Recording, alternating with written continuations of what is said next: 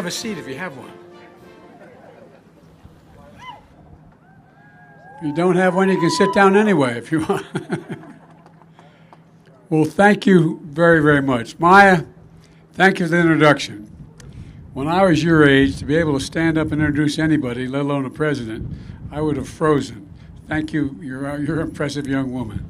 And I'm going to come down to those waterfalls pretty soon. It's great to be here, Secretary Howland, our first Native American Cabinet Secretary, and Brenda Malloy, the chair of our Council of Environmental Quality. And Governor Hobbs, congratulations, and you're doing a heck of a job. And Senator Kirsten Sinema, Congressman, where's the congressman? Is he here? There. We've been hanging out since I got here a little bit. Raul has been a good friend and done a great deal. He's one of the most popular congressmen in the country, I think, who've long championed this effort in Congress. And Congressman Grace Stanton has been a leader as well. And thanks to all the state, county, and local officials who've worked so hard to see this day happen, make it happen. And you have. Believe me, I know you have. To the Forest Service, the Bureau of Land Management professionals here, thank you. Thank you for caring for our public lands, the most precious thing we have. And special thanks to tribal leaders joining us whose ancestors stewarded these lands since time immemorial. I got to meet most of you last night. I'm looking forward to saying hello to you again today. And a special hello to Jimmy McCain. Where are you, Jimmy? I'm going to embarrass you. You don't think he's going to be introduced. Where is it? There you are, Jimmy. Jimmy's dad was a dear friend of mine. We were like two brothers who we got along together. When we argued like hell. We really went at it. But he was a great patriot and a man of enormous integrity. And Jimmy, you're just like your dad, serving your country in Iraq and Afghanistan and continuing to serve as a second lieutenant in the United States Army. Thank you, pal. And I say this with all sincerity. No one ever doubts I mean what I say. Sometimes I say all that I mean, though. I think of your dad all the time about how much he loved this country and how optimistic he was, optimistic about our future. So thank you for being here, pal. Thank you for your continued service. America's natural wonders are our nation's heart and soul. That's not hyperbole, that's a fact. They unite us, they inspire us. A birthright we pass down from generation to generation. And that's why from day one, I've taken historic steps to conserve our natural treasures for all ages. My first week as president, I signed an executive order establishing our country's most ambitious conservation goal ever. I made a commitment that we will protect 30% of all our nation's lands and waters, conserve all 30% of all our nation's lands and waters by 2030. And we're on our way. And we're delivering. Just my first year in office, we've done protected more lands than anyone since the 1960s, John Kennedy's era. 9 million acres in Alaska and Bristol Bay and the Tongass Forest. 225,000 acres in Minnesota, the Boundary Waters. We're working to protect 770,000 square miles in the Pacific Ocean, southwest of Hawaii, a new maritime sanctuary, and network of islands and reefs almost 3 times the size of Texas, on track to be among the largest protected ocean area on the entire planet. We've already restored protection for 3 national monuments gutted by the last administration, 2 not so far from here in Utah, the Grand Staircase and Bears Ears. By the way, I'll never forget, I was standing in Washington, a little girl walked up to me, I could see her daddy say, go up and say something to the president. She walked up and she said, Mr. President, would you take care of Bears Ears for me? And I didn't know what she meant when she said it. Would you take care of Bears Ears for me? Well, we took care of her and we gave her the signing pen. A third of the coast of New England and the Northeast Canyons and seamounts. Look, we've designated new national monuments as well. Camp Hale in Colorado, 50,000 acres. Spirit Mountain in Nevada, 500,000 acres. Kastner Range in Texas, 6,600 acres. And just last month, honoring Emmett Till and his mother, Mamie Till Mobley, in Mississippi and in Illinois. But folks, it's not hyperbole to suggest that there is no national treasure, none that is grander than the Grand Canyon. The Grand Canyon, one of the Earth's 9 wonders, wonders of the world, literally. Think of that. You know, it's amazing. An enduring symbol of America to the entire world. The first time I saw the Grand Canyon years ago, I was a young senator. As I stood there and looked out, a phrase came to mind. It was instinctive. I said, this is God's cathedral. That's what it reminded me of. It just is so magnificent. As a matter of fact, I said 9. It's one of the 7 wonders of the world. And so today I'm proud to use my authority under the Antiquities Act to protect almost 1 million acres of public land around Grand Canyon National Park as a new national monument.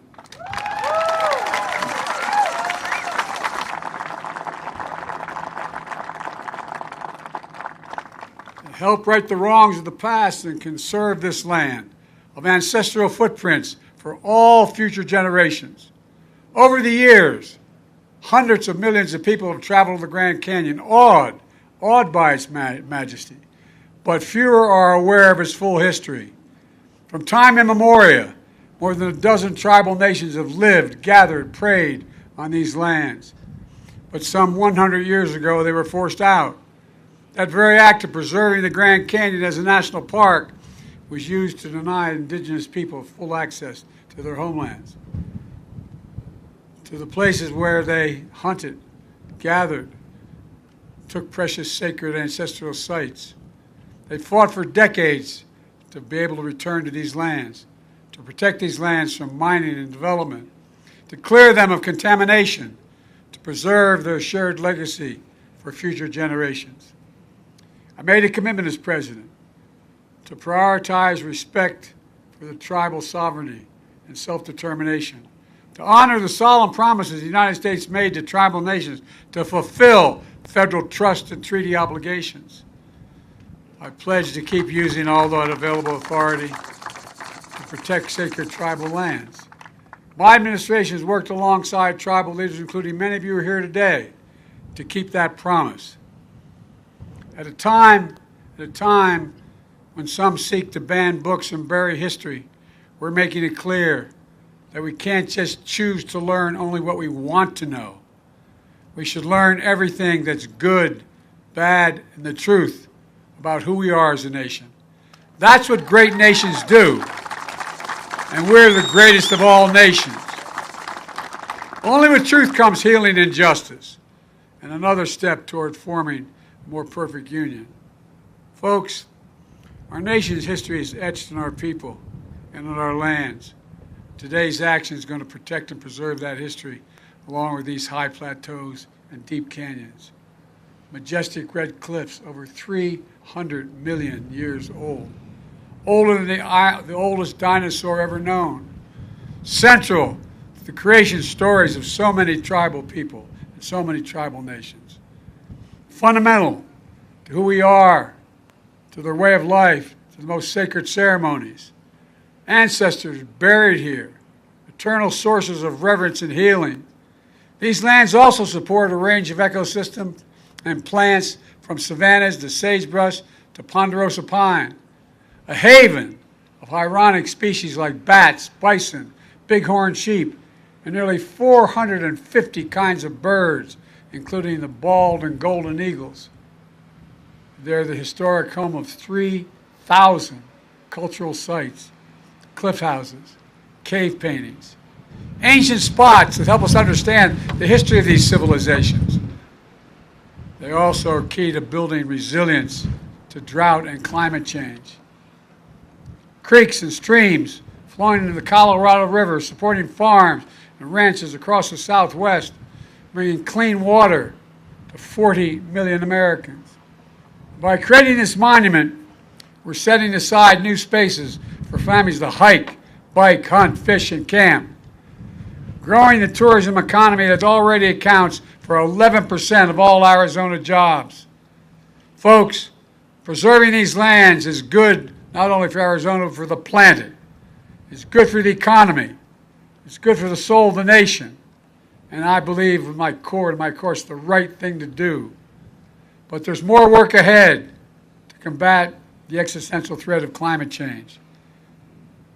You know, we've seen historic floods, more intense droughts, wildfires, spreading smoky haze, which I could sense today, thousands of miles. Record temperatures affecting more than 100 million Americans this summer.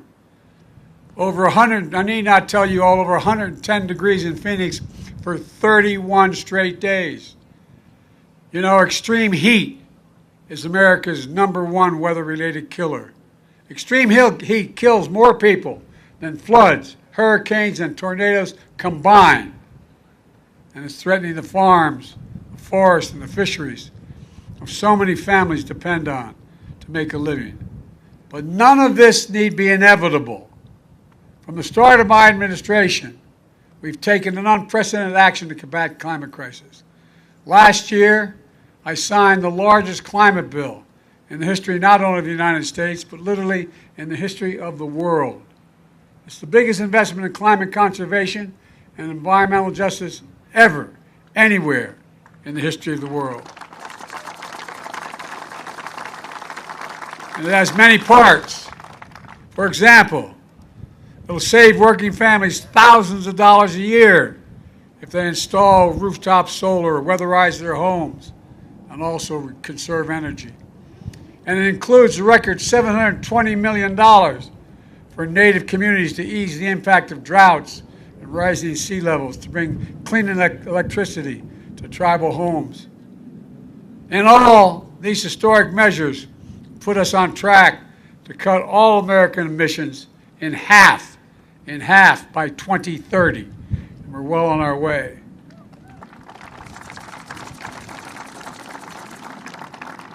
It also creates enormous employment, enormous growth, and things that better people's lives. My mom, God love her, had an expression when I lost my family. She said, "Joey, out of everything bad, something good will come if you look hard enough for it." Well, there's a lot of good that's going to come from the sacrifices of dealing with, taking on the climate crisis. Folks, these are investments in our planet, our people, in America itself, protecting our outdoor treasures, making our nation more resilient. But some MAGA extremists in Congress are trying to undo it all. I didn't get any help from the guys on the other team. Every single solitary person voted against this historic clean energy investment. And now many of them are trying again to repeal these parts of the bills. But we won't let them. There's too much at stake. Let me close with this. America's natural wonders are central to our heritage and our identity as a nation. Conserving them not only protects the livelihoods of the people who depend on them, it preserves key pieces of our history, of the full American story, for generations to come. It unites us through all ages and connects us to something bigger than ourselves, much bigger than ourselves. Today marks an historic step in preserving the majesty of this place. First among American landmarks, sacred to tribal nations, revered by every American. It speaks to the soul of our nation, reminds us of who we are. We are the United States of America, and there's nothing beyond our capacity when we act together. Nothing at all. So folks, God bless you all. May God protect our troops. Now I want to invite some of our guests on stage. I think they know who they are supposed to come up. As I sign the proclamation establishing the ancestral footprints of the Grand Canyon National Monument. Thank you, thank you, thank you.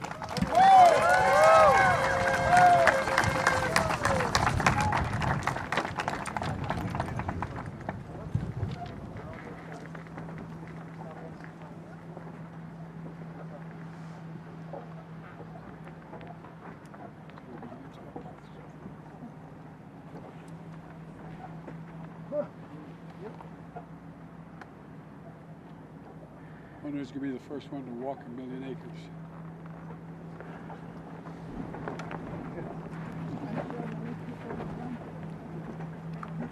Secretary says she's sure many people have done it already.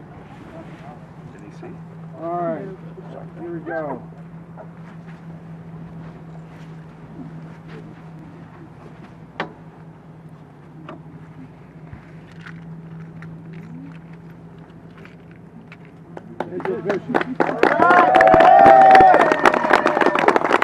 Good play.